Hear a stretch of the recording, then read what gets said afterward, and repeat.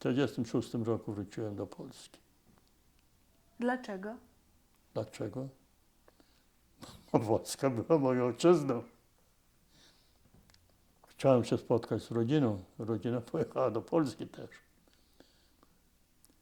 Nie tylko z bezpośrednią rodziną. Myślałem, że ktoś jeszcze został. Miałem dużą rodzinę.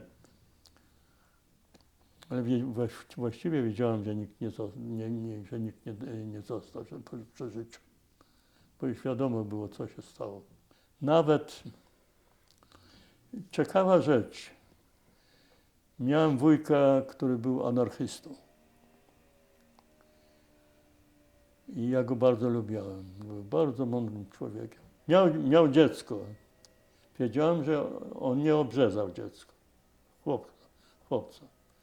Myślałem, że ten chociaż to dziecko, że to dziecko pozostało przy życiu. Nic podobnego. Nikt nie został. To jedyne, co myślałem, że to może się pozostał.